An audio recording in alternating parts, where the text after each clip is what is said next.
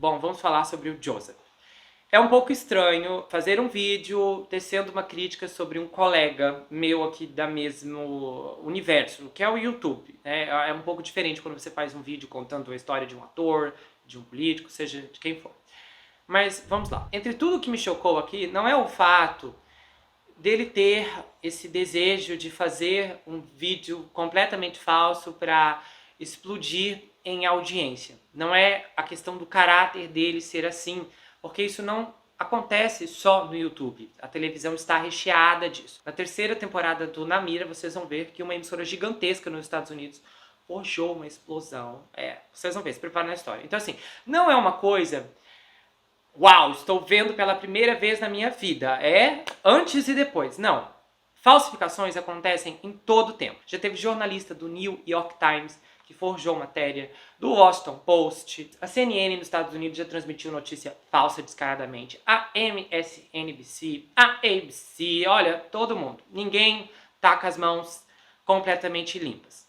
Já forjaram notícias falsas e já transmitiram notícias sem confirmar a fonte. Então, entre forjar notícia falsa é uma coisa muito grave. Transmitir, às vezes por um erro da fonte, houve um caso uma vez na CBS, há muitos anos atrás, e era um caso que uma vez eu pensei em trazer para o canal e isso virou filme. Havia, na época era o presidente George Bush, nos Estados Unidos, era no mandato dele, e aí tinha um programa lá na CBS de jornal, acho que passava 10 horas da noite, e a equipe de jornalismo lá do programa decidiu forjar cartas de que o George, deixa eu tentar lembrar especificamente, era que ele tentou, ele armou uma desculpa lá para não participar da convocação militar, treino militar, era alguma coisa nesse nível.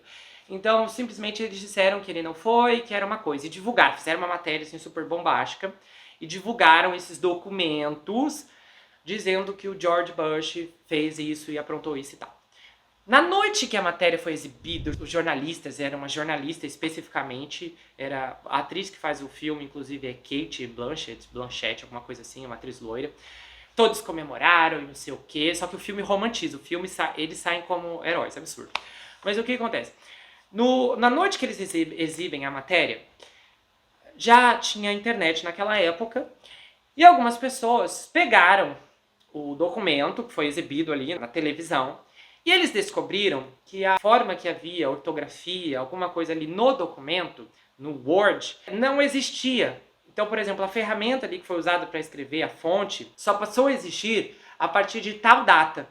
E nessa época em que o George Bush era um rapaz novo e que daí ele conseguiu driblar, no caso, no que a emissora mostrou ali, o recrutamento militar, seja o que for relacionado a isso, não existia esse tipo de fonte, não existia esse tipo de atualização ali dentro da Microsoft, se eu não me engano aqui na explicação. Isso foi um escândalo muito grande, aí houve um comitê e ainda no fim esse povo não foi preso, porque para mim tinham que ser presos, porque isso é um absurdo, mesmo independente do caráter do Sr. Bush, uma coisa não justifica a outra. Isso é um absurdo, é uma rede de televisão, notícias, as pessoas estão assistindo ali, confiam em uma emissora, inclusive a CBS, que tem um público muito grande, e tinha, aliás, gigantesco naquela época, era a emissora que transmitia CSI, 30 milhões de telespectadores por episódios, essas séries todas de policiais mais antigas, todas eram dessa mesma emissora.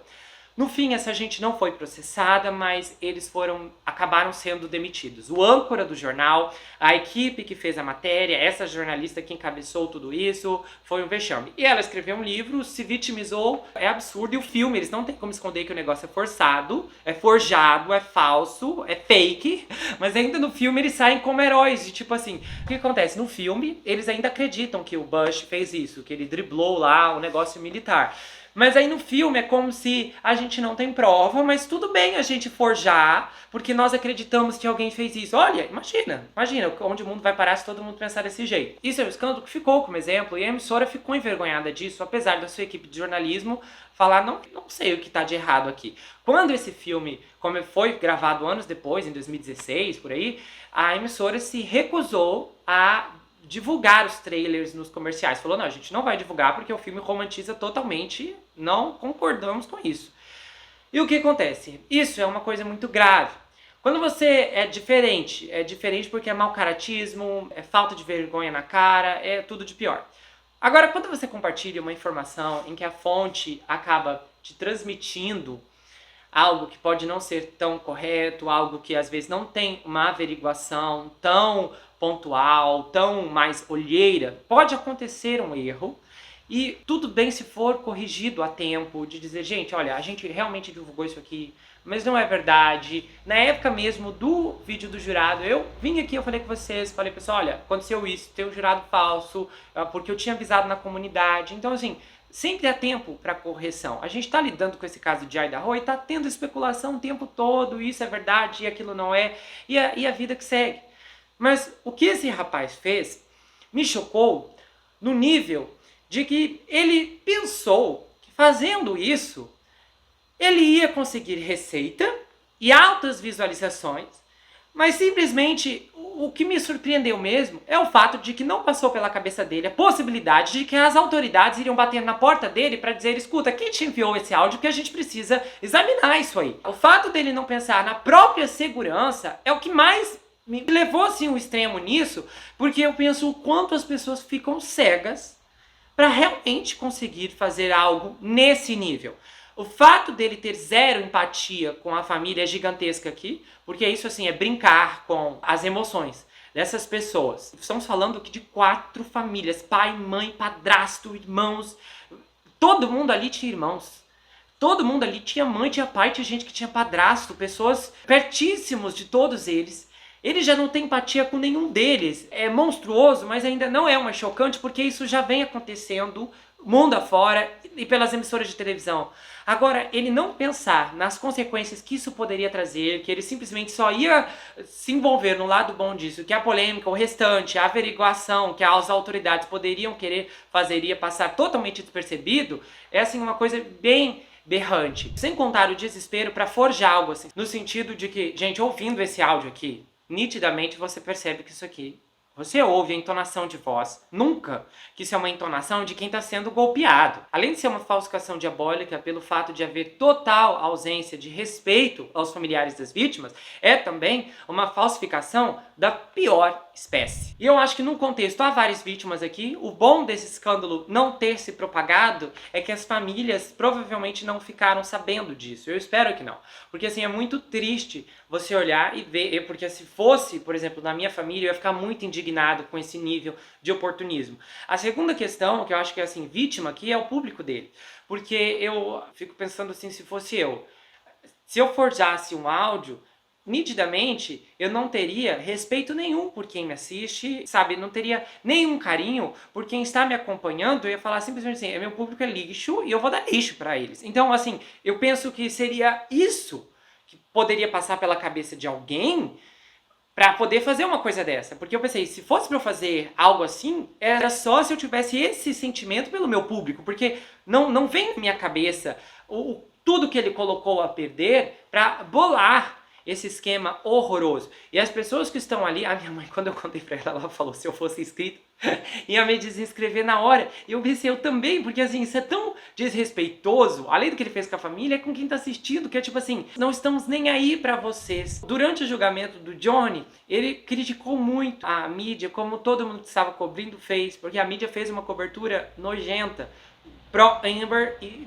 desmentindo e enganando todo mundo e vilanizando o Johnny Depp até onde não podia mais. E aí ele, alguns meses depois, faz a mesma coisa com o povo.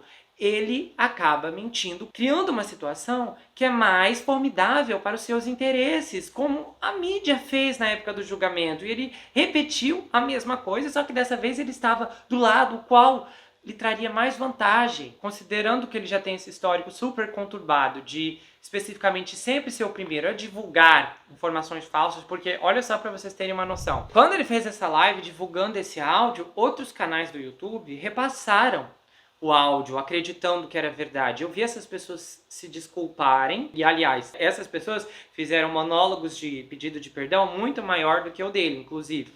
Pessoas foram passando isso pra frente até que alguém se deu conta que isso aí era falso e falou, não, olha, vamos dar uma olhada aqui. Num contexto todo é uma decepção. porque principalmente foi com este fato que eu realmente tive a certeza que aquela notícia que ele deu da Amber trabalhando em uma boate lá em Israel era completamente falsa. E eu falei, gente, eu fiquei assim, né, meio abalado por uma coisa que nem existia.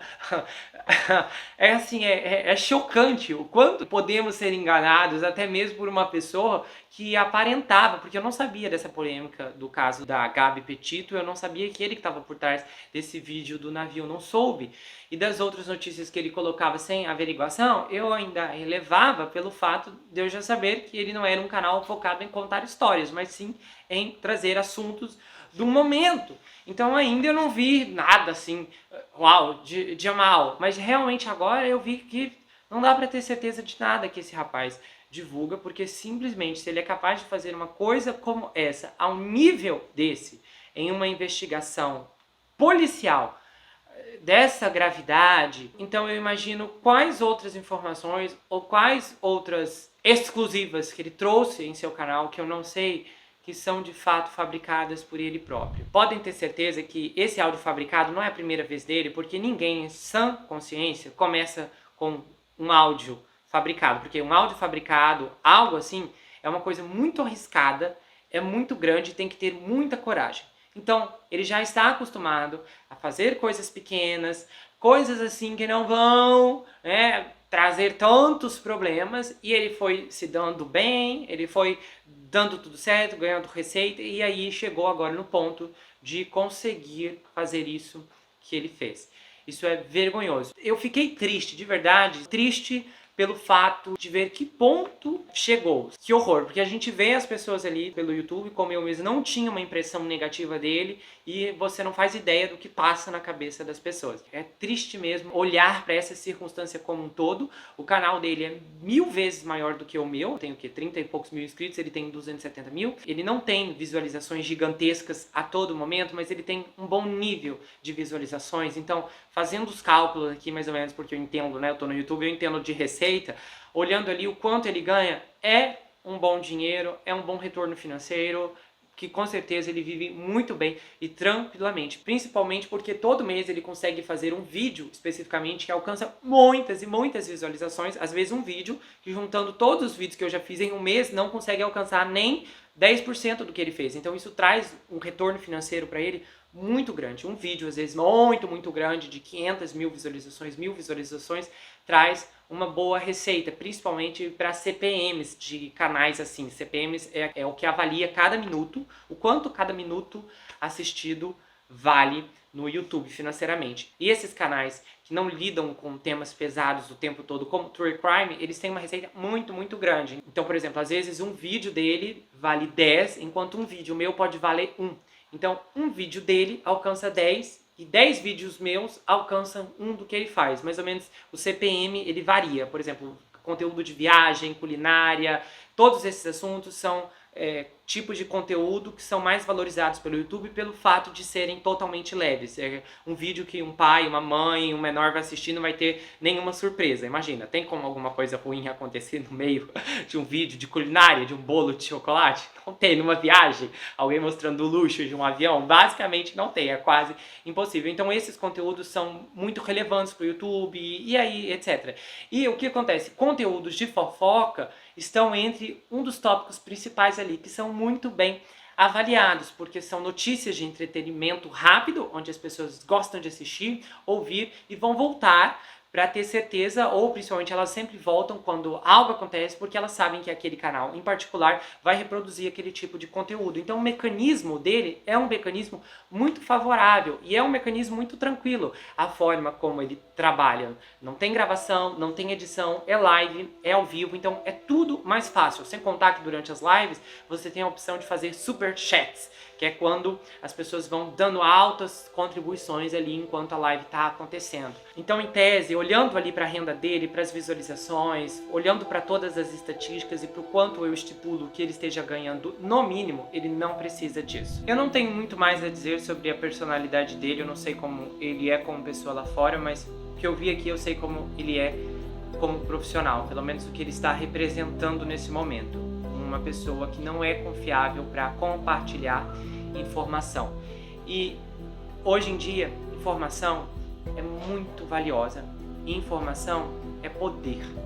As pessoas em quem confiamos, as pessoas as quais ouvimos para debater assuntos que nos interessamos, ou então para transmitir informações que desconhecemos, pessoas que vamos acreditar, pessoas que realmente vão estar ali falando e vamos nem pensar, não, será que isso é verdade ou não? Porque confiamos na imagem dela, isso vale muito.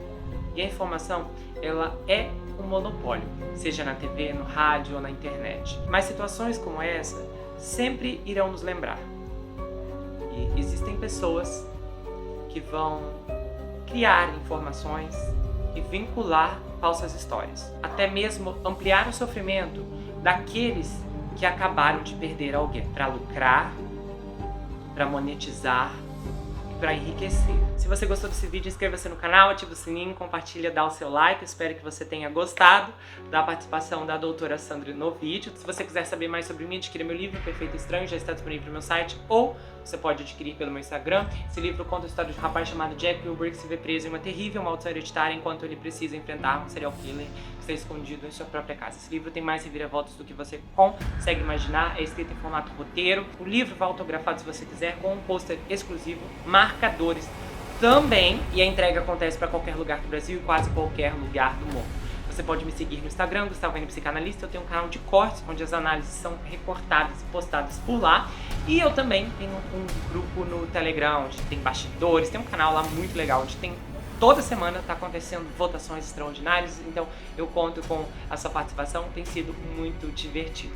A gente se vê no próximo caso e não esqueça que aqui você sempre vai ter uma amiga. Até mais, pessoal! Hammer nasceu em um berço de ouro, segundo as aparências. Mas os sinais já estavam lá. E hoje aqui, a história completa vai ser contada. Do começo, da persistência, do sucesso. Me chame pelo seu nome. E o princípio da queda, do que parecia ser um dos nomes mais proeminentes da década. Agora é um escândalo.